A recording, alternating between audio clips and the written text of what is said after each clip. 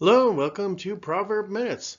Let's look at the characteristics of the Lord and where we can find him and who he claims to be in existence in our presence.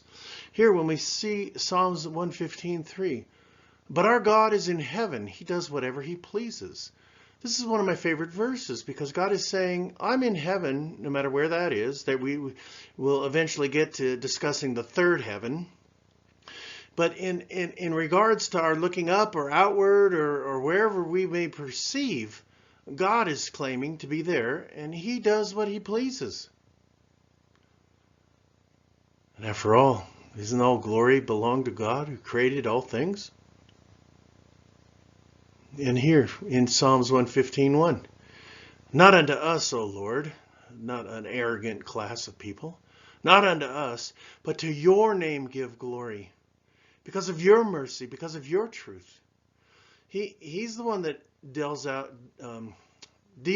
mercy, and it's his truth that declares it. And so he deserves the glory because he has that plan of salvation. You know, the breath of life is a warning call, a moment next to death, and he wants us to live forever with his assurance that he will sustain us, and not of ourselves, but because of our sufficiency is again from him. And he is the light, the creator of existence. And in his light, we are able to see light. Here in Job 22:12. Is not God in the height of heaven? And see the highest stars, how lofty they are. You know, with the James Webb telescope and, you know, the Hubble.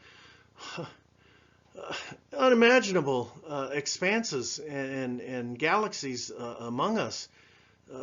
Unfathomable, mind-boggling, beyond comprehension. It's a wonder just to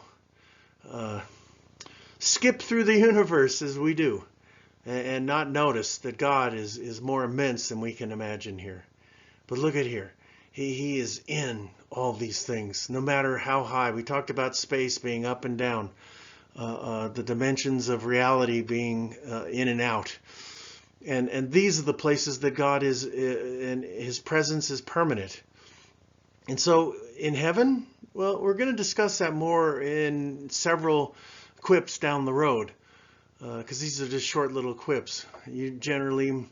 My sermons last quite a while, and so you're getting little piecemeal at a time. But what he's saying is in the height of heaven, I exist, no matter how low or what the extent, either in angstroms, inches, miles, kilometers, whatever it may be. He is in the eternal abode. And that's where God is. Thank God for that. Thank God we have God that has given us the light so that we can breathe and have consciousness. Let us return to him.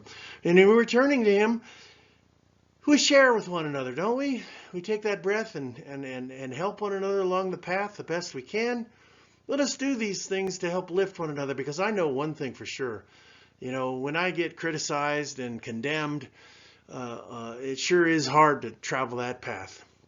But a little bit of encouragement, a little bit of a helping hand, thank you for doing good, boy, that sure gets you moving forward. And if there was more commendations in life, what a better life that would be. Instead of attacking one another, working together, encouraging one another, thanking one another continuously.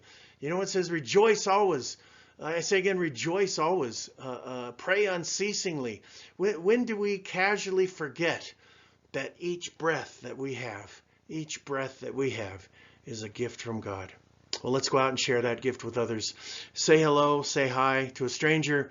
Let's lift that psychic mass of consciousness to a higher level of appreciation. We'll see you on the next ride. Thanks for coming. Proverb Minutes. Woohoo! Oh, there's no fixed position. So there's no ending. There's no ending. And look at this. He's yet at all locations. No fixed positions. So where do we find God? Everywhere. That's where we find God. Bye-bye.